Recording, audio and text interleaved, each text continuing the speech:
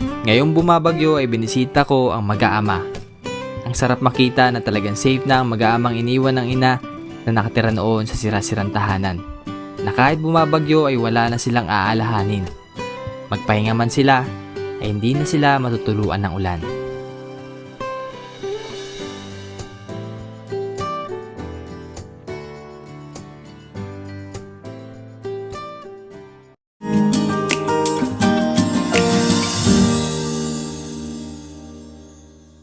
Ayan, so maulang hapon sa ating lahat mga kababayan. Ayan, so mag-ingat po kayo palagi mga kababayan nating nababaha.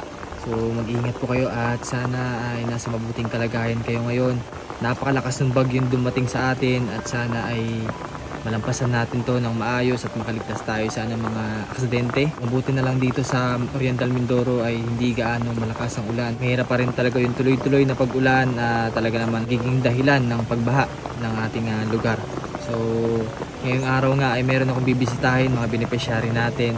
Sa gayon ay ma-check natin kung anong balita sa kanila. Ayan, so meron tayong dalang mga groceries na galing sa ating mga sponsors. Ayan. Nagpapasalamat ako sa ating sponsor na si Ma'am CC and KB. Thank you very much po ma'am. Talagang napakalaking tulong po nito binigay na biyaya nyo sa akin na tricycle. Sa gayon ay makapag-vlog ako habang ganito yung panahon at makapagatid ng tulong sa mga beneficiary namin dito sa Oriental Mindoro. Muna natin yung pamilya ni Kuya Jimmy at dali na rin natin yung tulong na para sa kanya.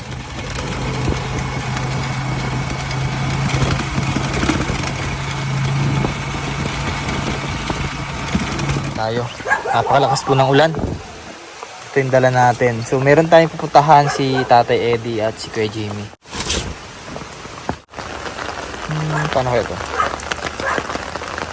Kunin ko muna pala yung mga gamit. Yeah. Ayan, so bali nakapayong tayo guys.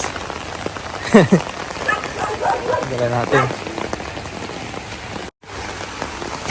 Ayan sila nakatingin. Oh yeah, magandang hapon. Baka daw po. Yeah. Ano, kamusta? Pasok, ambon.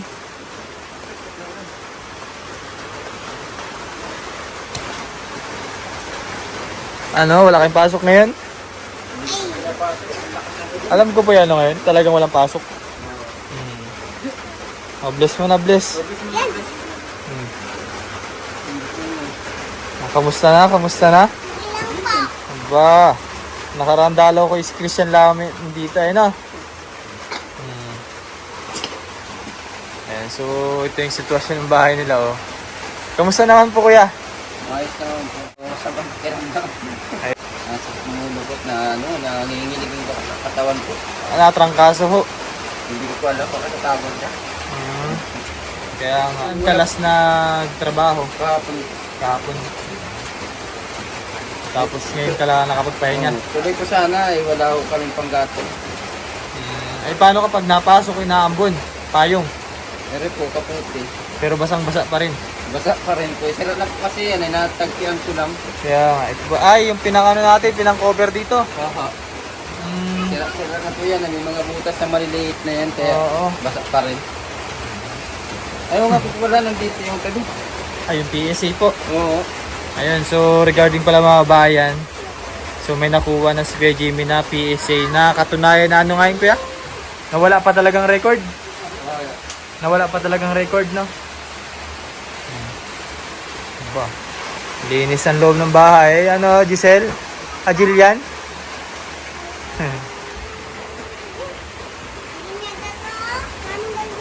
Napunta ko sana ko ng munisipyo kanina at magpagawa ko sana ako ng national ID.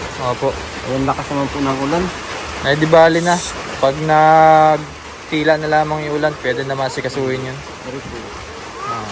After po nito, saan daw ang lakad?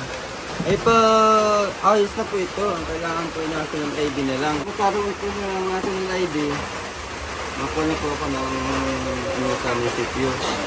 Yung pinakang birth certificate nila. Tapos yung barangay clearance. Tapos papunta po ng justice. worker na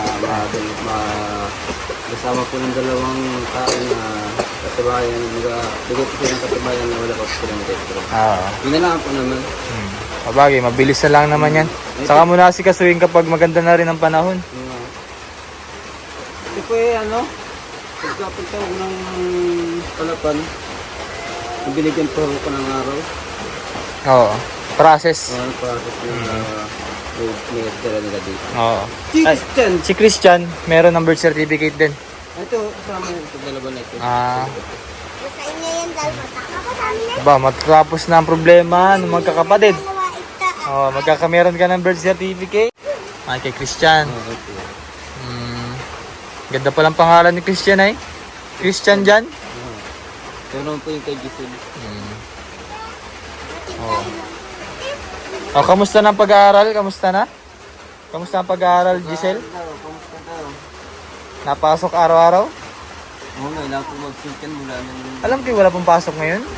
Hindi ko po alam at... Hapon nga po pumunta ako din sa loob pa naman po sila dyan. Hindi lang ako nakatuloy sa school.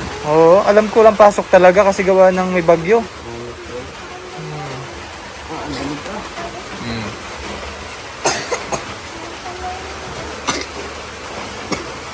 Ay, si Giselle. Talaga si Giselle. Giselle, tawag ka? Parinig ka, Giselle.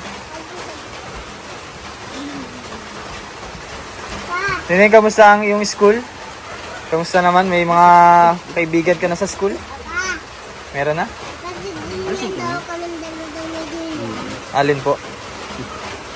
Bubadit na ako din kayo. Marunong nang magkulay? Aba, very good. O, tuloy-tuloy mo lang yan ha. Lagi nagagawa ng assignment? Lagi nagagawa ng assignment? Very good. Wala po na pumasok yan ng unang pasukan. Ngayon lang po siya mag-sync. Ngayon lang. Oo, ngayon lang. Pero siguro wala talagang pasok ngayon. Alam ko. Kasi gawa ng yung bagyo. Talagang maghapong ulan eh. Ay, ito po, nakakailang absent. Ito ay wala ang kahit isa. Ay, daig si Jillian. Ba't naman na-absent si Jillian? Ha? Sakit daw rin siya. Masakit daw ang tiyan? Kunarian lang naman pala. Kunwarian lang. Sakit-sakitan. Yun, sige, basta basta okay lang naman, absent, wag lang yung matigil. Habang may nagpa-aaral, di sulitin po. Opo. Ayan, so bali meron dalan si kuya. Ayan. O kaya ito, pakibuksan ko. So yun ay galing kay Ma'am Bell and Ma'am Evelyn from Hong Kong. Ayan. Thank you very much po Ma'am Evelyn and Ma'am Bell. Ayan, so bali hati-hati ko na lang. Ibigay ko yung iba kay Tatay Eddie. Wow. Malikot yung mena. Yung towel, oh. Towel. Tag-iisa ka dyan, tag-iisa. Oh. Spaghetti. Sauce na lang ang kailangan. Wow. Tinapay. O, kanino kasya yung jacket? Kay papa mo? Parang nga kay kuya. Wow, KitKat. Ito parang kasya po sa kanila ate yan. Mga jacket. Ang lamig pa naman ngayon.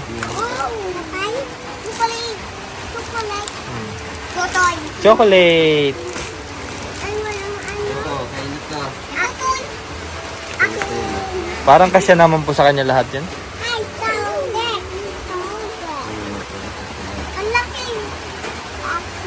Ang maganda.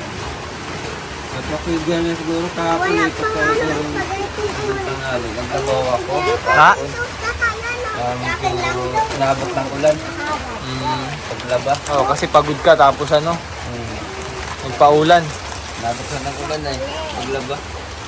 Dami! Pa! Bakit tayo na lahat yan? Hindi man, sa inyo lahat yan. Ay, ano napili mo?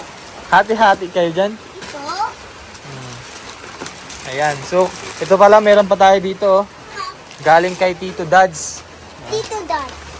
O may bigas pa kay kuya? Apa. Meron po po. Tatlo.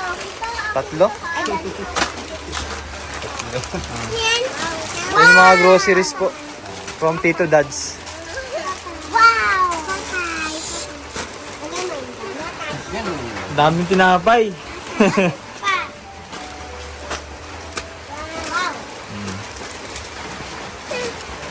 Mga groceries pandagdag po sa... Ano ulam niyo pala kanina? Yan lang po noodles. Noodles? Kasi yung kita ko kahapon ay kulang kumbaga sa kulang po yan dito sa aking ano. Sa lupa. Eh, dinagdag ko lang. Nagbayad ka na? Ah. Suka. Ayun pong ano, akin ko po yun, eh, kulang ako. Kasi Dinagdagan niyo lang. dinagdagan ko naman yung yung Bagay, marami pa naman ata kayong mga supply na ganito eh. Ng pagkain. na ano po nila sa umaga. Ay, pang ano? Pang umagahan nila bago pumasok. Oo. Ang bagay. Ayan. Kinto. Oo. Oh, hati-hati naman kayo din sa KitKat oh. Bigas. Masarap to. Nakakain na kayong chocolate na ganito? Ha? Hindi pa? We, nakakain na ata kayo niya eh. Ano nga sabihin? Salamat. Suka. Ano po? Thank you po. Salamat po. Kay Giselle? Kay Christian? Salamat po. Yun, welcome. Ayan. So regarding pala dun sa lupa na ano, binayaran mo kahapon ay kinulang ka. Hindi wala kang ngayon kita. Wala. Walang ano, Wala walang. lang po natira, 100. Pero salamat pa rin kasi meron natira. Tira po. Ano? Kasi ilang araw lang ang pinasok mo sa isang linggo. Ilan lang? Ano lang, kumali. 2 days lang. 2 days, isang linggo. Kulit. Ang buwas Kasi andun pa yung mga needs ninyo, ano, doon pa kukunin. Oo. Yan. Ito yung mga ano. So anyways pala kuya, ay ayan. So meron palang ano din. May good news kasi merong nagbigay ng pambayad ng lupa mo. So para hindi ka na problema sa sunod na buwan. So problema mo na lang next month. Para sa gayon na yan, makapag-ipon ka rin. Kung anong gusto mo, anong balak mong gawin sa 2,000 bibigay sa'yo, eh, kung babayad mo o kung i-save mo sa pang next month o i-advance mo. Oo. Kaya save ko na lang po muna. Kaya po hindi naman po sila nagpapalala. Sige. Save ko na lang po para pagdating ng isang buwan, may pangulog po. Bagay. Ikaw naman nakakaalam yan. Ibibigay ko na lang sa iyo, no? Bali, ito ay from Ma'am Anonymous. Thank you very much po Ma'am Anonymous sa binigay niyong pambayad daw ng lupa. Para daw hindi ka na mahirapan, problema sa pagbayad mo para ma-priority mo rin yung mga needs ninyo, ano? Ito kuya. Ayan. Ang salamat po dito. Hindi ko na po isipin ito sa isang buwan na pangulog. Kasi para pong alangan at naulan na eh. Hindi ka rin makakapasok ng trabaho. Hindi ko nakapasok ang trabaho ng maayos-ayos at naulan. Talagang sakto rin, no? Salamat po dito. Kamusta naman ang bahay? Di man natulo. Natulungan pa yung pag... Ano po baga? Isa pa yung nagpakuan. Oo, sa pinagpakuha dito. Ay ano naman po yan, pag lakas po ng ulan at pagtulog ko naman niya ay may po yung ulan na. Kasi po yun ay medyo kawang pa eh, pag na ano po ng tubig, namamaga po yung kahoy. Itatigil na yung laan po. Bagay kasi kahit paano naman ay hindi na ganun sa dati, no? Ano, malaking katulungan po ang sa amin. Yung bahay niya ito. Ay kung doon po yung nandiyan pa po, yung bahay niya, wala pa rin itong bahay na to, hindi pa rin kami masansisiw sa loob. Masansisiw, no? Oo.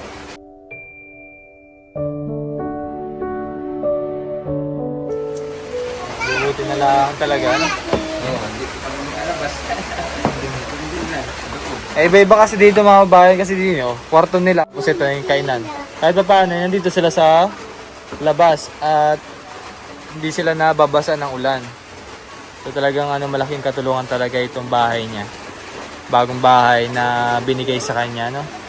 Eh, salamat din sa ating sponsor na si Ma'am Betty.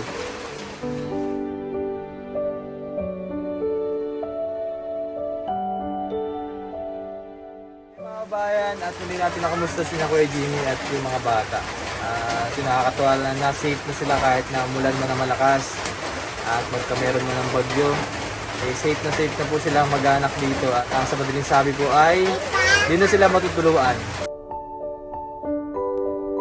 So, thank you very much po ulit sa ating mga sponsor na si Ma'am Betty at kay Lord na talagang binigay niya ito mabiyaya para kay Kuya Jimmy sa ganitong sitwasyon ng panahon na talagang tag-ulan. Saktong-sakto no? Salamat po ma'am at salamat sa inyong pagsuporta rin sa mga nanonood niyan. Ito lang muna update natin kay Jimmy. Yan, babay na. Bye-bye. Bye-bye. Sige, kain na kayo ha. Mabilis ko. Mabilis ulit. Mabilis ulit? Sige bago umuwi. Mabilis ko para... Sige at maalis si Kuya. Sige po, bye-bye po. Bye.